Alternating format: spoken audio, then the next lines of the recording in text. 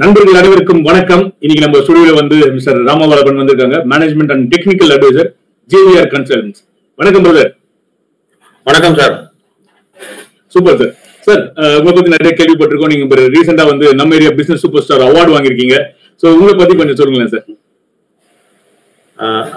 என்னோட பேர் வந்து நல்லது சார். என்ன இந்த நிகழ்ச்சி கூப்பிட்டதுக்கு ரொம்ப சந்தோஷம், ரொம்ப மகிழ்ச்சி. என்னோட பேர் வந்து வி ராமவல்லபன். நான் ஒரு மேனேஜ்மெண்ட் அண்ட் டெக்னிக்கல் அட்வைசர், ஒரு மென்டர், கோச்சிங், இதெல்லாம் வந்து நான் செஞ்சு கொடுத்துட்டுருக்கேன். பிஸ்னஸில் வந்து பார்த்தீங்கன்னாக்கா, நான் ஆக்சுவலாக இந்த பிஸ்னஸ்க்கு வரத்துக்கு முன்னாடி பிஸ்னஸ் சொல்கிறத காட்டிலும் இது வந்து ஒரு தொழில் ஆலோசகராக வந்திருக்கேன். நான் ஒரு சர்வீஸ் ப்ரொவைடர். நான் இதுக்கு வரத்துக்கு முன்னாடி நான் வந்து ஒரு 20 வருஷம் 2005 வரைக்கும் மேனுஃபேக்சரிங் இண்டஸ்ட்ரியில் மேஜராக கான்ட்ரிபியூட் பண்ணியிருக்கேன். டிசைன் டெவலப்மெண்ட், மேனுஃபேக்சரிங், குவாலிட்டி, அந்த மாதிரி ஏரியாவில் கான்ட்ரிபியூட் பண்ணிட்டு ஒரு 2005 இருக்கும். அந்த டயத்தில் ஒரு 20 வருஷம் முன்னாடி நான் வந்து இந்த தொழிலுக்கு வர ஆரம்பித்தேன். ஓகே. அதுலேருந்து இன்னும் டெய்லி படிச்சுட்டே இருக்கேன்.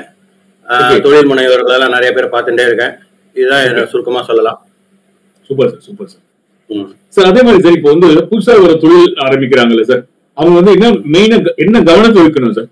தொழில் ஆரம்பிக்கணும், நிறைய பேர் வராங்க. இப்போ ஸ்டார்ட் அப் அப்படின்னு சொல்லிட்டு நிறைய இருக்கு. ஸோ அவங்க என்ன கவனத்துல இருந்தாக்கா அது வந்து because you have a rich experience in business consultant, so அதெல்லாம் என்ன கவனத்தை வச்சுக்கிட்டா நல்லா இருக்கும் சார்? இந்த தருணத்துல வந்து நான் முக்கியமா சொல்றது என்னன்னா, படிச்சுட்டு வேலைக்கு போறவங்களா இருந்தாலும் சரி, வேலையெல்லாம் நிறைய அனுபவத்தை பெற்றுட்டு தொழில் ஆரம்பிக்கிறதா இருந்தாலும் சரி, எல்லாத்துக்குமே ஜெஸ்டேஷன் பீரியட்னு சொல்லக்கூடிய ஒரு பயிற்சி காலம்னு சொல்லலாம், இல்ல ஒரு அனுபவ காலம்னு சொல்லலாம். அதுக்குன்னு ஒண்ணு இருக்கு, ஒரு டைம் இருக்கு. அதுக்கு பொறுமையா இருக்கணும். படிச்சுட்டு வேலைக்கு போறவங்க இங்க ஒரு 1000 ரூபாய் 10,000 ரூபாய் கொடுத்தா அந்த மாதிரி தொழில் உடனே மாத்தாம அட்லீஸ்ட் ஒரு 2 to 3 years அந்த கம்பெனிக்கு வந்து கான்ட்ரிபியூட் பண்ணணும். அதே மாதிரி ஒரு தொழில் ஸ்டார்ட் பண்றீங்க அப்படின்னாக்கா, முதல்ல தொழில் ஸ்டார்ட் பண்றதுக்கு முன்னாடியே எனக்கு என்ன தெரியுங்கிறது வந்து இம்பார்ட்டன்ட் கிடையாது. ஒரு தொழில் ஸ்டார்ட் பண்றாரு அப்படின்னாக்கா அவருக்கு என்ன தெரியுங்கிறது இம்பார்ட்டன்ட் கிடையாது. மார்க்கெட்டுக்கு என்ன தேவை அதுதான் இம்பார்ட்டன்ட். எனக்கு நிறைய சந்தர்ப்பங்களை கேட்டிருக்காங்க மக்கள், சார் நான் வந்து இதுலதான் சார் நான் எக்ஸ்பர்ட், அதுலதான் சார் நான் தொழில் ஸ்டார்ட் பண்ணணும்னு நினைக்கிறேன் சார். நான் ஒரு இன்ஜெக்ஷன் மோல்டிங்ல எக்ஸ்பர்ட், அதுல ஸ்டார்ட் பண்ணலான்னு இருக்கேன். CNC மிஷின்ல எக்ஸ்பர்ட், அதுல ஸ்டார்ட் பண்ணலான்னு இருக்கேன். இப்போ ஏற்கனவே அதுல நிறைய பேர் இருக்காங்க. நீங்க ஸ்டார்ட் பண்றீங்கன்னாக்கா அதுக்கு மார்க்கெட் யாரு? நீங்க ஒண்ணு ஸ்டார்ட் பண்றீங்கன்னா மார்க்கெட் யாரு? ரெண்டாவது, நீங்க வந்து உங்களுக்கு தெரிஞ்ச இதுலதான் அனுபவத்துலதான் நீங்க வந்து ஒரு கம்பெனியை ஸ்டார்ட் பண்ணுங்கிறதுலாம் அவசியமே கிடையாது. அதுக்கு தொழில்நுட்ப வல்லுநர்கள்லாம் இருக்காங்க. இப்ப நான் வந்து ஒரு காம்பிடன்ட் பீப்புள், இதுக்கு உண்டான காம்பிடன்ட் பீப்புள் இருக்காங்கன்னா அவங்கள எடுத்துக்கோங்க. அவங்க கிட்ட அறிவு இருக்கு, புத்தி இருக்கு, ஸ்கில் இருக்கு, டெக்னிக்கல் நாலேஜ் இருக்கு. உங்ககிட்ட சப்போஸ் பணம் இருக்கு, ஓகேவா, முதலீடு இருக்கு.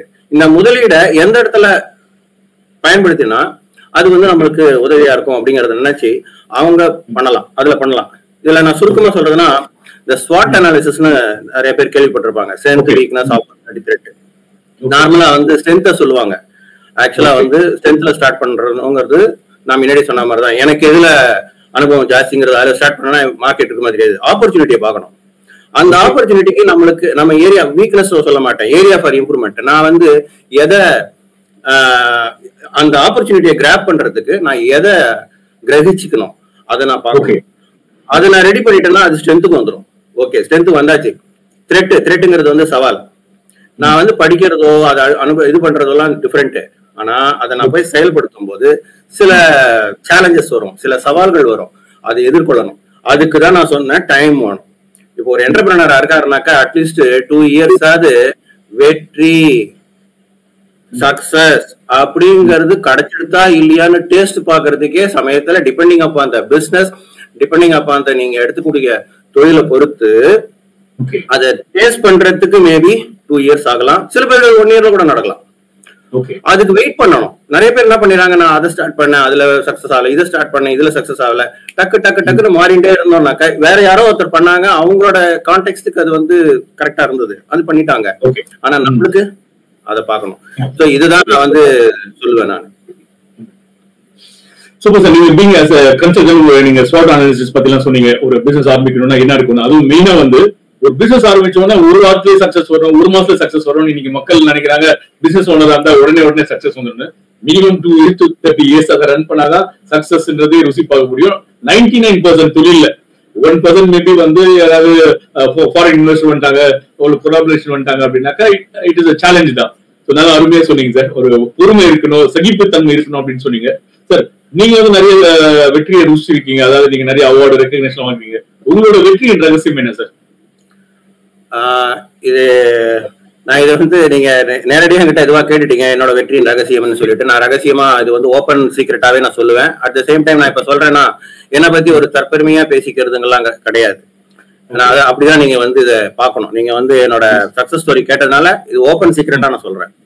ஓகே, அதாவதுங்க இப்ப நான் ஏற்கனவே சொன்ன மாதிரி எனக்கு என்ன தெரியுங்கிறது வந்து இம்பார்ட்டன்ட் கிடையாது, மார்க்கெட்டுக்கு என்ன தேவைங்கிறது தான் இம்பார்ட்டன்ட். ஓகேவா? நான் வந்து 2005 நான் வெளில வந்தப்போ 1100 உங்களுக்கு தெரிஞ்சிருக்கும். ஆமா, மொபைல் நோக்கியா 1100. இன்னைக்கு கூட அது கீழே போட்டா உடையாது, இப்ப கூட எடுத்துட்டு பேச வரும். Okay, basic model. அன்னைக்கு டிஜிட்டல் டைரிய ரீப்ளேஸ் பண்ணது அது சொல்லலாம். ஓகேவா? மொபைல் நம்பர் இதெல்லாம் நோட் பண்ணிக்கலாம். சோ நான் 20 வருஷம் அனுபவம், ஓகே ஃபைன். பட் அந்த 20 வருஷம் அனுபவம் நான் வெளியில வந்து மார்க்கெட்டை நான் சந்திக்கணும்னா அது போருமா? சோ மார்க்கெட்ல பார்த்தேன். இதுதான் நான் இந்த ஸ்வாட் அனாலிசிஸை எப்படி நான் அப்ளை பண்ணேங்கிறத நான் சொல்றேன். மார்க்கெட்ல ஆப்பர்ச்சுனிட்டியை பார்த்தேன். அந்த ஆப்பர்ச்சுனிட்டியை பார்க்கும்போது மார்க்கெட்ல வந்து நீங்க எல்லாரும் கேட்டிருப்பீங்க ISO 9001. ISO 9000 தலைப்பு என்னன்னா குவாலிட்டி மேனேஜ்மெண்ட் சிஸ்டம், தரமாக நிர்வகிக்கும் முறை. ஒரு ஆர்கனைசேஷன், நீங்க இப்ப கேட்டீங்க இல்லையா தொழில் முனைவோர்களுக்கு என்ன தெரிஞ்சுக்கணும்ட்டு, அது வந்து ஒரு சின்ன கோனார் தமிழ் உரை மாதிரி. MBA எல்லாம் படிச்சாத வேஸ்ட் நான் சொல்ல மாட்டேன். MBA பெரிய பெரிய விஷயங்கள்லாம் வரும். நம்ம ஸ்கூல்ல வந்து டெக்ஸ்ட் புக் வாங்குறதுக்கு முன்னாடி கோனார் தமிழ் உரை தான் வாங்குவோம், கைடு தான் வாங்குவோம். அதே மாதிரி இந்த குவாலிட்டி மேனேஜ்மெண்ட் சிஸ்டம்ல ரிக்குவயர்மெண்ட்ஸ் கொடுத்துருக்காங்க. ஒரு தொழில் நடத்தணும்னா என்னெல்லாம் பண்ணணுங்கிறத பேசிக் கொடுத்துருக்காங்க. அதே மாதிரி நிறைய ஸ்டாண்டர்ட்ஸ் இருக்கு. ஆட்டோமோட்டிவ் IATF இருக்கு, ஜெர்மன் ஆட்டோமேட்டிக் VD 6.3 இருக்கு. இப்படி ஒரு துறைக்கு சார்ந்த 9 ஸ்டாண்டர்டை நான் படிச்சிருக்கேன். 9 ஸ்டாண்டர்ட். இது வந்து நான் 20 வருஷத்துல நான் முதலீடு பண்ணது எதுக்குனாக்கா என்னோட படிப்புக்கு தான் முதலீடு பண்ணேன். ஓகேவா? முதலீடு பண்ணது வந்து படிப்புக்கு தான். ஓகேவா? எனக்கு பெரிய பூர்வீக சொத்து எல்லாம் கிடையாது. 2 வருஷம் கஷ்டப்படுவோம்னு சொல்லி வீட்டுல சொல்லியாச்சு. நான் வந்து 2 வருஷம் நான் பொறுமையா இது பண்ணேன். 2 வருஷத்துக்கு மேலதான் நீங்க சொன்ன மாதிரி நான் சொன்னாலே முன்னாடி சக்சஸ் அப்படிங்கறத நான் பார்த்தேன். அதுக்கப்புறம் பாத்தீங்கன்னா ரெகுலர் பேசிஸ்ல என்னோட மார்க்கெட்டிங் நான் தனியா பண்றது கிடையாது. என்னோட ப்ரோக்ராம் தான் மார்க்கெட்டிங். நான் ஒரு ப்ரோக்ராம் பண்றேன்னா, ஒரு ப்ராஜெக்ட் எடுத்து பண்றேன்னா அதுதான் மார்க்கெட்டிங். நான் பண்றதை வச்சு வேர்ட் ஆஃப் மவுத் சொல்லுவோம் பாத்தீங்களா? உங்களுக்கு என்ன தெரியும், என்ன நீங்க ஒருத்தர்கிட்ட சொல்லிங்கன்னு வச்சுக்கோங்களேன், நீங்க ஆல்ரெடி ஒரு கிரெடிபிலிட்டி எடுத்திருக்கீங்கல்ல, 50% ஓவர் ஆயிடுதுல்ல. நீங்க எனக்கோசரம் அவர்கள் எடுத்துக்கோங்க நீங்க சொல்ல போறது கிடையாது. நான் இது மாதிரி பண்ணேன் அப்படின்னு சொல்லி ஒருத்தர் பேர் சொல்ல போறீங்க, அவ்வளவுதான். சொன்ன உடனே உங்களோட கிரெடிபிலிட்டி இவங்க சொன்னாருன்னா கரெக்டா இருக்குங்கிற மாதிரி வேர்ட் ஆஃப் மவுத் தான் எனக்கு. இது வரைக்கும் பாத்தீங்கன்னா இந்த 20 வருஷத்துல 25,000 பேருக்கு மேல ட்ரைனிங் கொடுத்துருக்கேன். 100 ப்ராஜெக்ட்டுக்கு மேல பண்ணிருக்கேன். பாத்தீங்கன்னாக்கா எல்லாமே வந்து பிசினஸ் ப்ராசஸ் டெவலப்மெண்ட். ஒரு பிசினஸ் தொடங்கணும்னாக்கா என்ன பண்ணணும், என்ன அப்ஜெக்டிவ் செட் பண்ணணும், என்ன விஷன் மிஷன் வைக்கணும், நெக்ஸ்ட் 5 இயர்ஸ்ல என்ன பண்ணணும். ஒரு தொழில் முனைவர்கள் மேல இருக்காங்க பாத்தீங்களா, இவங்களுக்கு இதுவா தெரிஞ்சுக்க வேண்டியது வந்து டெலிகேஷன். இந்த குரல் ஒண்ணு இருக்கு பாருங்க, அதுதான் ISO by திருவள்ளுவர்னு நான் திருக்குறளை போட்டிருப்பேன். இதனால் இவன் முடிக்கும் என்றாய்ந்து அதனை அவன் கண் விடல். இதுதான் ISO 9001. அதுல சொல்லியிருக்க ISOல சொல்லியிருக்கிறத நான் பதப்படுத்தியே போட்டிருக்கேன். நான் இதுல ஒரு புக்கா கூட ரிலீஸ் பண்ணியிருக்கேன் ரீசெண்டா. இதனைங்கிறது வந்து ப்ராடக்ட் ஆர் சர்வீஸ், இதனால்ங்கிறது வந்து ரிசோர்ஸ் மேனேஜ்மெண்ட், இவன் முடிக்கும்ங்கிறது வந்து மேனேஜ்மெண்ட் ரெஸ்பான்சிபிலிட்டி, என்றாய்ந்துங்கிறது வந்து planning, performance evaluation and improvement, அதனைங்கிறது வந்து ப்ராடக்ட் ஆர் சர்வீஸ், அவன் கண் விடல்ங்கிறது தான் ஆப்ரேஷன்ஸ்.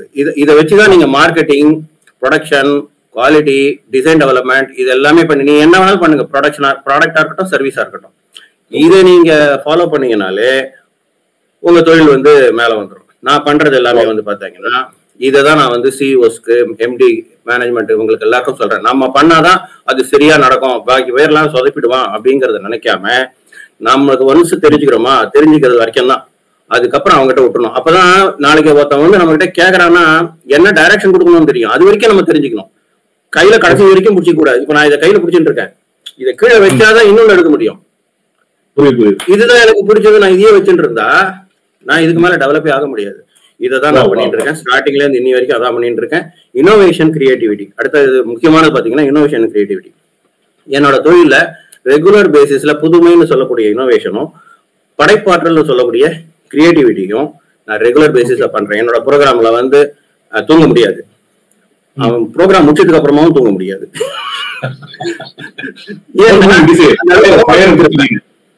அந்த ஹோம்ஒர்க் கொடுத்துருப்பேன். எப்படி காமெடி கிளிப்பிங் போடுவேன், திருக்குறளை கொண்டு வருவேன், சப்ஜெக்ட்ல திருக்குறள் கொண்டு வருவேன். அதே மாதிரி இந்த ப்ராஜெக்ட் நான் முக்கியமா இன்டெகிரிட்டி தேவை. நம்ம என்ன சொல்றோமோ அதை செஞ்சு கொடுக்கணும். ரிட்டர்ன் ஆன் இன்வெஸ்ட்மெண்ட் காமிக்கணும். நீ என்ன வேணாலும் எடுங்க, ரிட்டர்ன் ஆன் இன்வெஸ்ட்மெண்ட். முதலாளிக்கு வந்து தேவை என்னது?